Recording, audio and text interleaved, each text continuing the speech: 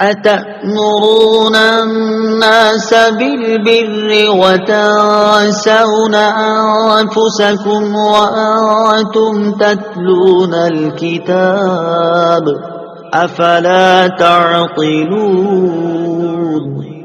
ترجمہ: کیا تم لوگوں کو بھلائی کا حکم دیتے ہو اور اپنے آپ کو بھولتے ہو، حالانکہ تم کتاب پڑھتے ہو؟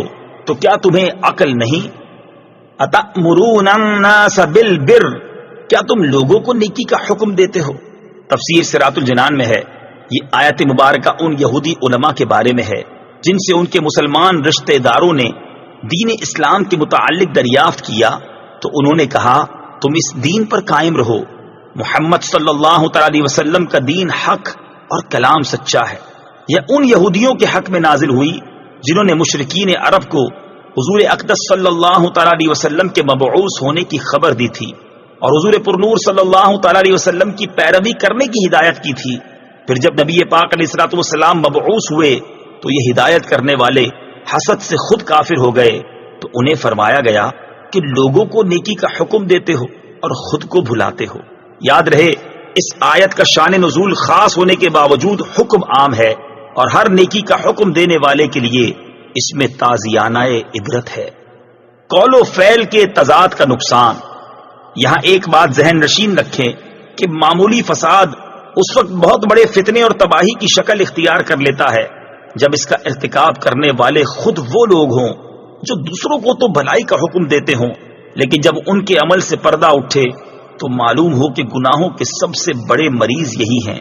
انہیں یاد رکھنا چاہیے کہ قول و فعل کا تضاد اور خلوت و جلوت کا فرق دنیا و آخرت دونوں کے لیے بہت نقصان دہ ہے۔ دنیا میں تو یہ اس قدر نقصان دہ ہوتا ہے کہ ایک مرتبہ کسی کے متعلق یہ تضاد ثابت ہو جائے تو لوگ زندگی بھر اسے منہ لگانا پسند نہیں کرتے، بلکہ ایسوں کے عمل کو دیکھ کر نہ جانے کتنے لوگ ہمیشہ کے لیے دین ہی سے متنفر ہو جاتے ہیں، اور آخرت میں اس کا نقصان کتنا زیادہ ہے اس کا اندازہ اس روایت اور حکایت سے خود ہی لگا لیجئے۔ چنانچہ حضرت عدی بن حاتم رضی اللہ تعالی عنہ سے مروی ہے، نبی پاک علیہ الصلوۃ والسلام نے ارشاد فرمایا قیامت کے دن کچھ لوگوں کو جنت کی طرف لے جانے کا حکم ہوگا، یہاں تک کہ جب وہ جنت کے قریب پہنچ کر اس کی خوشبو سونگھیں گے، اس کے محلات اور اس میں اہل جنت کے لیے اللہ تعالیٰ کی تیار کردہ نعمتیں دیکھ لیں گے تو ندا دی جائے گی انہیں جنت سے لوٹا دو کیونکہ ان کا جنت میں کوئی حصہ نہیں۔ یہ ندا سن کر وہ ایسی حسرت کے ساتھ لوٹیں گے کہ اس جیسی حسرت کے ساتھ ان سے پہلے لوگ نہ لوٹے ہوں گے۔ پھر وہ عرض کریں گے یا رب عز و جل، اگر تو اپنا ثواب اور اپنے اولیاء کے لیے تیار کردہ نعمتیں دکھانے سے پہلے ہی ہمیں جہنم میں داخل کر دیتا تو یہ ہم پر زیادہ آسان ہوتا۔ اللہ تعالیٰ ارشاد فرمائے گا میں نے ارادتاً تمہارے ساتھ ایسا کیا ہے، اور اس کی وجہ یہ ہے کہ جب تم تنہائی میں ہوتے تو بڑے بڑے گناہ کر کے میرے ساتھ اعلان جنگ کرتے، اور جب لوگوں سے ملتے تو عاجزی و انکساری کے ساتھ ملتے تھے۔ تم لوگوں کو اپنی وہ حالت دکھاتے تھے جو تمہارے دلوں میں میرے لیے نہیں ہوتی تھی۔ تم لوگوں سے ڈرتے اور مجھ سے نہیں ڈرتے تھے۔ تم لوگوں کی عزت کرتے اور میری عزت نہ کرتے تھے۔ تم لوگوں کی وجہ سے برا کام کرنا چھوڑ دیتے لیکن میری وجہ سے برائی نہ چھوڑتے تھے۔ آج میں تمہیں اپنے ثواب سے محروم کرنے کے ساتھ ساتھ اپنے عذاب کا مزہ بھی چکھاؤں گا۔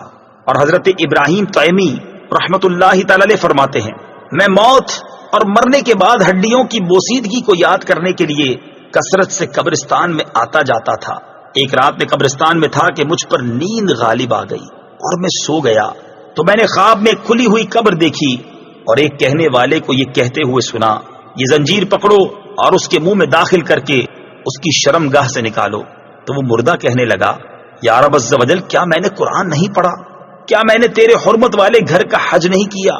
پھر وہ اسی طرح ایک کے بعد دوسری نیکی گنوانے لگا تو میں نے سنا تو لوگوں کے سامنے یہ اعمال کیا کرتا تھا، لیکن جب تو تنہائی میں ہوتا تو نافرمانیوں کے ذریعے مجھ سے مقابلہ کرتا اور تم نے میرا کچھ خیال نہ کیا۔ بے عمل بھی نیکی کی دعوت دے۔ یاد رہے اس آیت کی مراد واعظ و نصیحت کرنے والوں کو تقوی و پرہیزگاری پر ابھارنا ہے، بے عمل کو واعظ سے منع کرنا مقصود نہیں۔ یعنی یہ فرمایا ہے کہ جب دوسروں کو واعظ و نصیحت کرتے ہو تو خود بھی عمل کرو، یہ نہیں فرمایا کہ جب عمل نہیں کرتے تو واعظ و نصیحت کیوں کرتے ہو، کیونکہ عمل کرنا ایک واجب ہے اور دوسروں کو برائی سے روکنا دوسرا واجب ہے۔